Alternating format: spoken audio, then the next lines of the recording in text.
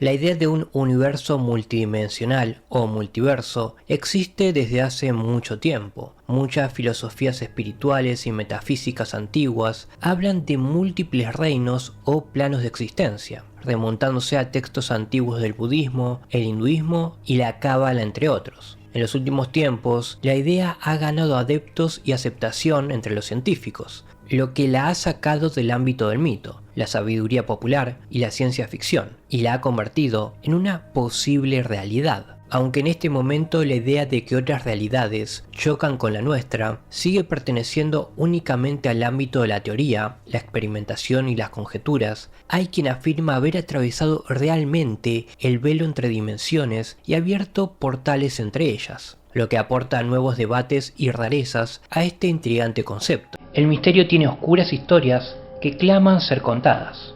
Yo soy Paul, y esta es una de esas historias.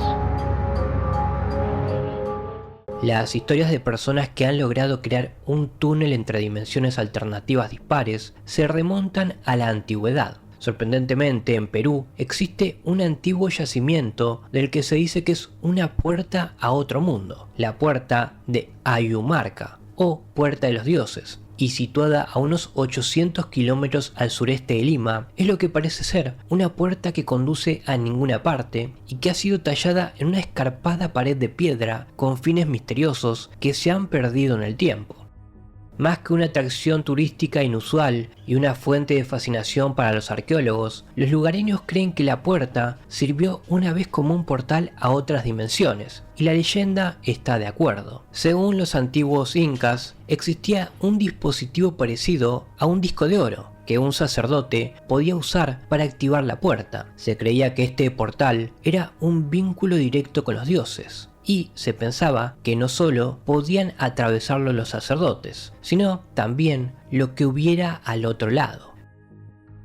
La leyenda dice que este disco se encontró después de haber caído del cielo, y que al menos un sacerdote, al abrir el portal, lo atravesó para no volver nunca más. Curiosamente, los arqueólogos que estudian el portal han encontrado una depresión en la piedra maciza que parece servir para introducir un objeto en forma de disco. ¿Fue alguna vez una puerta real a otra dimensión? ¿O se trata solo de una rareza arqueológica rodeada de mitos y leyendas?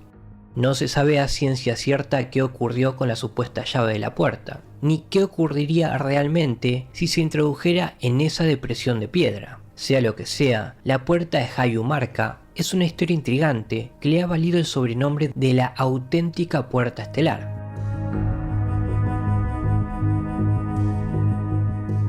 Aunque quizás una de las historias más famosas de portales abiertos sea la de un lugar llamado el Sombrero de Ong. El escenario de esta historia en particular es la ciudad fantasma de Ong's Hat, apenas una mancha en el mapa y uno de los numerosos pueblos abandonados diseminados por los remotos Pine Barrens, en el estado norteamericano de New Jersey. El pueblo, que supuestamente debe su nombre a un hombre llamado Ong, en la década de 1860, el pueblo se había convertido en una animada ciudad conocida por el contrabando y suministro de alcohol a las zonas periféricas. Sin embargo, el pueblo decayó drásticamente en los años siguientes, y en la década de 1930 estaba prácticamente abandonado, aunque seguía apareciendo en los mapas. En la actualidad, no es más que ruinas asilvestradas y llenas de maleza, edificios en ruinas y solares vacíos. El pequeño pueblo rural quizás habría permanecido para siempre como una oscura ciudad fantasma, de no ser por un curioso libro titulado Ong's Hat, The Beginning, escrito por Joseph Matney y publicado en el año 2002, aunque las historias se remontan mucho más atrás en el tiempo. El libro afirma que en el año 1978 un hombre llamado Wally Fard se asentó en los Pine Barrens de New Jersey, tras comprar 200 acres en esa zona. Fard, que era miembro de la secta secreta Iglesia Ortodoxa Morisca de América, supuestamente acababa de regresar de viajar por todo el mundo estudiando diversas filosofías, prácticas mágicas y técnicas espiritistas en lugares tan exóticos como la India, Persia y Afganistán, y luego se uniría a otra secta llamada el Ashram de la Ciencia Morisca. Al parecer era un hombre excéntrico, por no decir otra cosa, y se instaló en la propiedad con un grupo variopinto compuesto por algunos chicos fugitivos y 2 anarquistas lesbianas. Una vez trasladado a New Jersey, el libro afirma que Farr se dedicó a difundir las enseñanzas de su secta y consiguió atraer a su alrededor a un buen número de adeptos. Entre este variopinto grupo de inadaptados, sectarios, bichos raros, en general había 2 científicos llamados Frank y Althea Dobbs, que eran hermanos y tenían su propia historia extraña, ya que al parecer habían sido criados en una comuna de adoradores de ovnis dirigidas por su padre en las tierras baldías de Texas. Los dos habían estado investigando en Princeton sobre algo a lo que se referían como caos cognitivo, algo bastante complejo, pero que básicamente implicaba la utilización de partes del cerebro sin explotar para liberar un vasto potencial humano en forma de una amplia variedad de poderes como la percepción extrasensorial, la telepatía, la curación de enfermedades, el control consciente de las funciones autonómicas e incluso la detención del proceso de envejecimiento. Pero se habían ganado la ira de sus compañeros por sus extravagantes teorías marginales y habían sido expulsados por lo que la universidad llamaba tonterías sediciosas. Al parecer, los 2 hermanos nunca habían sido realmente aceptados en la corriente dominante ni en el mundo académico, pero con Farr se encontraron entre almas afines marginadas dispuestas a escucharles.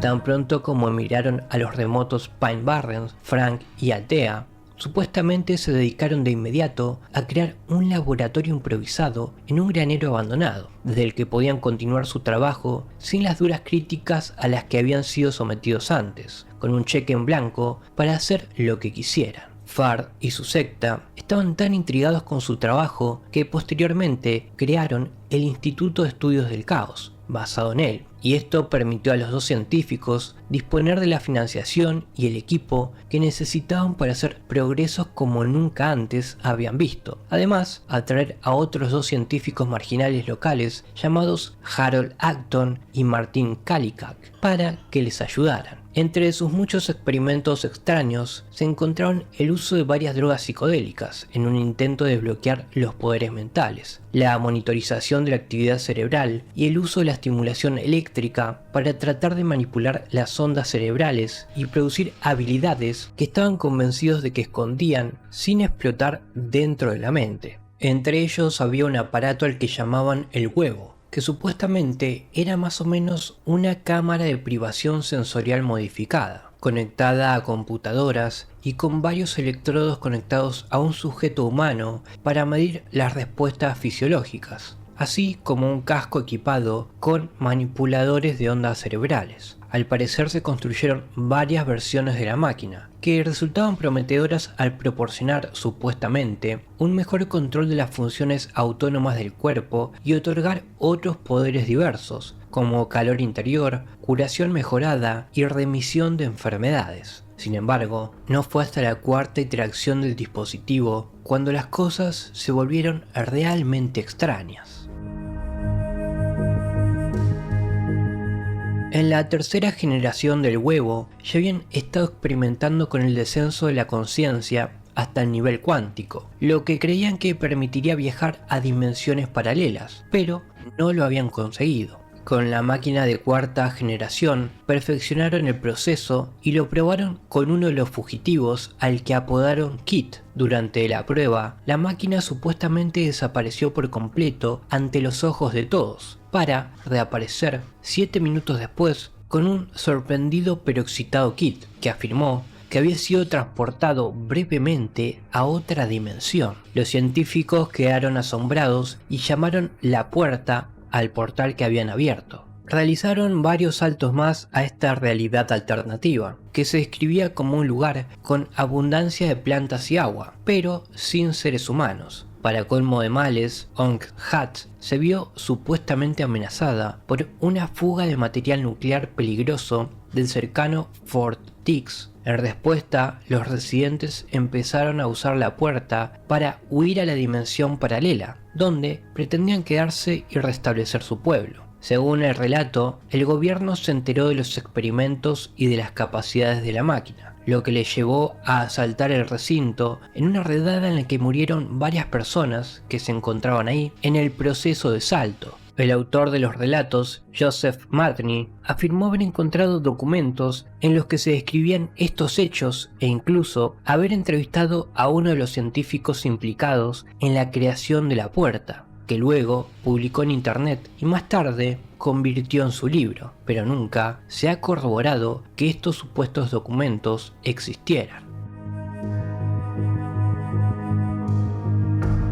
Además, Matney había sido bastante impreciso a la hora de decir si todo esto era realidad, ficción o una fusión de ambas. La historia comenzó a circular en la década de 1980, por lo que también se cree que pudo ser un primer intento de crear un juego de realidad alternativa, los llamados ARG, una obra de narración transmedia a través de plataformas, y de hecho, con el tiempo se extendió de los posts de internet a los soportes de CD-ROM y DVD, o también pudo haber sido un experimento para ver cómo se propagaban en la opinión pública. Sin embargo, a pesar de que la historia del sombrero de Ong se considera en su mayor parte ficción y leyenda urbana, todavía hay quien piensa que se trata de una realidad, o al menos basada en la realidad, que tal vez se ha hecho pasar por un engaño para proteger a los que están detrás de su divulgación al público o para evitar que la gente se lo crea. Sea como fuere, se trata de una historia extraña, y Ong's Hat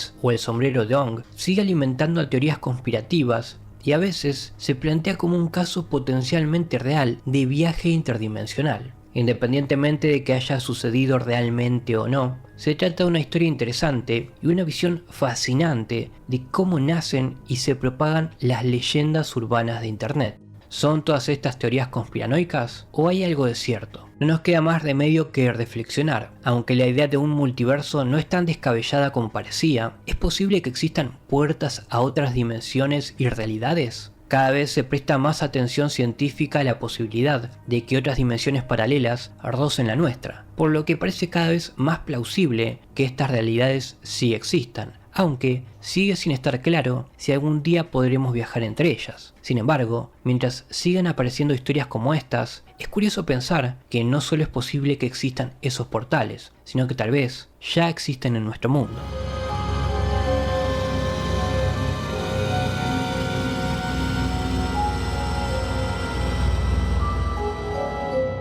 Espero te haya agradado esta oscura historia. Si fue así, considera suscribirte al canal y darle like al video. Que tengas una buena noche.